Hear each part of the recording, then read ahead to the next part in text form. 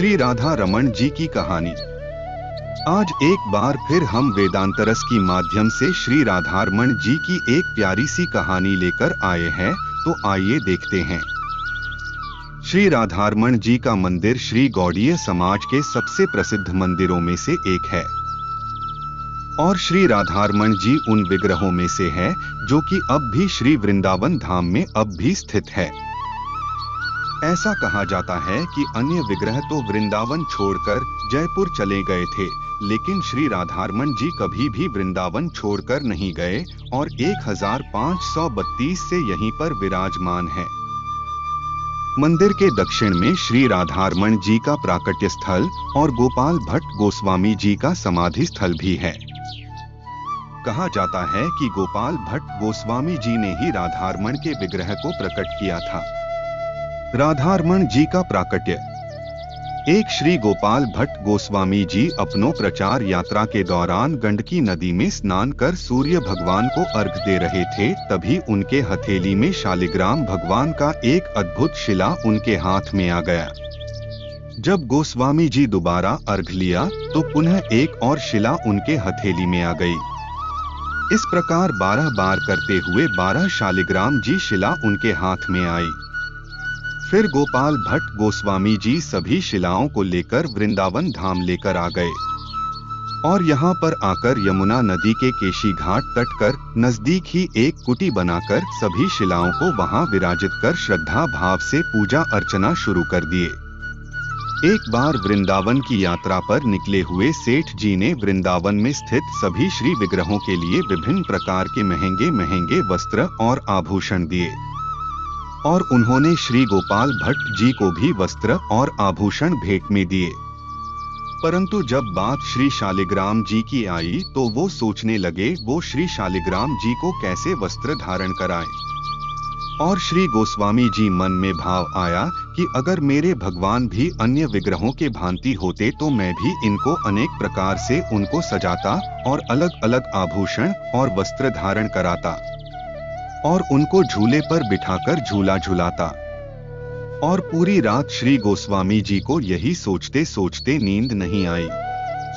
सुबह हुई, जब थोड़ी नींद सोने के बाद उनकी आंखें खुली तो वो पूरी तरह से आश्चर्यचकित रह गए।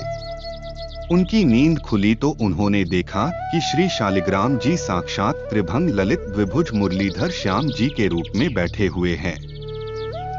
जिस दिन ये सब घटित हुआ वो दिन 1599 विक्रम संवत वैशाख शुक्ल पूर्णिमा का शुभ दिन था। यथाशीघ्र श्री गोस्वामी जी उठे, उन्होंने अपने भगवान का विशेष रूप से श्रृंगार किया और उनका सेवा भाव किया। उसके बाद श्री गोस्वामी जी ने आपने सभी बड़े व गुरुजनों को बुलाया और राधारमण जी के प्राकट्य उत्सव पूरे श्रद्धा भाव से मनाया। भगवान राधारमण जी गोस्वामी जी के आवास के निकट एक पीपल के पेड़ के नीचे प्रकट हुए थे। यह वही दिव्या स्थल है जहां करीब 4500 वर्ष पूर्व भगवान श्री कृष्ण एक रास के दौरान श्री राधा जी से समाधि ले लिए थे। परंतु गोपाल भट्ट गोस्वामी जी के निवेदन पर फिर से उसी जगह विग्रह के रूप में प्रकट हुए।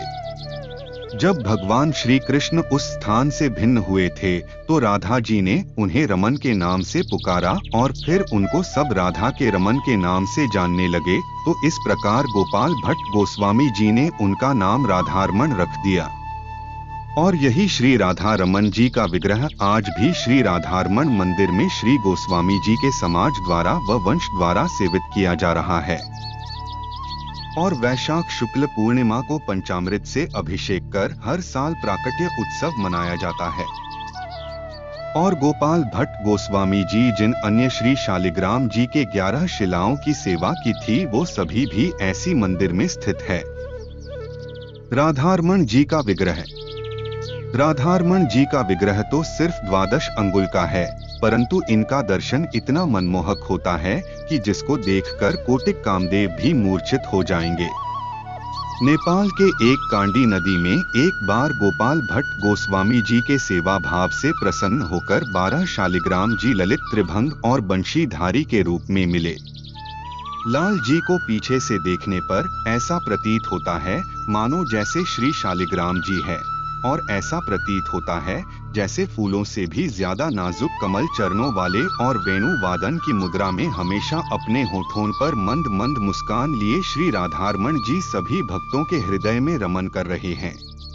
वृंदावन में स्थित प्राचीन विग्रहों को पहले गोविंद, मदन मोहन और गोपीनाथ जैसे नामों से जाता है, परंतु बाद में श्री राधा जी के विग्रह को उन सभी मंदिरों में स्थापित किया गया तो उनका नाम बदलकर राधा गोविंद, राधा गोपीनाथ और राधा मदन मोहन रख दिया गया। लेकिन श्री राधारमण भगवान केवल एक ही रूप में राधा और कृष्ण जी है, जिससे ये साफ होता है कि उनके साथ राधा रानी का कोई और अलग विग्रह नहीं है, लेकिन राधा जी के पवित्र नाम की पूजा उनके वाम भाग में की जाती है। राधारमण जी के बारे में एक दिलचस्प कहानी ये भी है कि श्री कृष्ण के विग्रह के अलावा किसी और विग्रह में बांसुरी नहीं पकड़ते। इसका कारण गोस्वामी समाज द्वारा यह बताया गया है कि यह विग्रह बहुत छोटा और हल्का होता है और ना ही किसी सतह पर टिका है।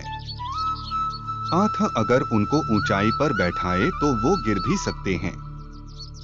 इसलिए भोग लगते समय हर बार हाथ से बांसुरी को निकलना पड़ता है, जिसके कारण उनके हाथ में खरोंच आ सकती है।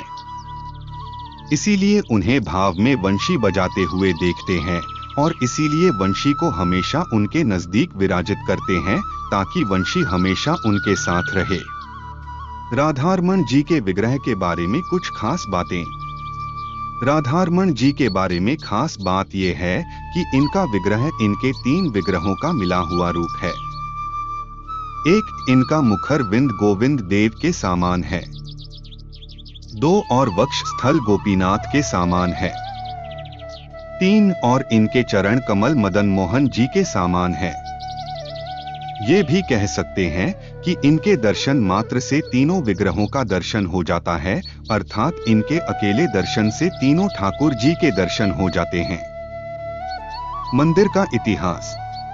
श्री राधारमण मंदिर एक बहुत प्राचीन और ऐतिहासिक मंदिरों में से एक है। माना जाता है कि वृंदावन के प्राचीन मंदिरों में से एक होने की वजह से इसका ऐतिहासिक महत्व भी बहुत है। और इस मंदिर से जुड़ा एक बहुत रहस्य वाली है कि ऐसा माना जाता है कि मंदिर के रसोई घर में 500 वर्षों से भी अधिक पहले से लगातार आग जल रही है, और ये वही आग है जो मंदिर के निर्माण के समय जलाया गया था। मंदिर में लगने वाले भोग को ऐसी आग में पकाया जाता है जो कि ठाकुर जी को भोग लगती है। श्री राधारमण मंदिर को आज से लगभग 500 वर्ष पूर्व गोपाल भट्ट गोस्वामी जी द्वारा बनाया गया था, जो कि चैतन्य महाप्रभु के शिष्यों में से एक थे। कहा जाता है कि गोपाल भट्ट गोस्वामी जी 30 साल की उम्र में वृंदावन आए थे। यहीं पर फिर इन्होंने चैतन्य महाप्रभु जी से आशीर्वाद लिया, लेकिन आशीर्वाद कोपीन चैतन्य जी का लंगोटी और लकड़ी का आसन और एक दुपट्टा के रूप में थे। इन सभी में लकड़ी की पट्टी ही सिर्फ सुरक्षित बची हुई है, जो कि मंदिर में देखा जा सकता है। राधारमण की भक्ति में लीन कर देने वाला बहुत सुंदर भजन। जय जय राधा रमण हरि बोल।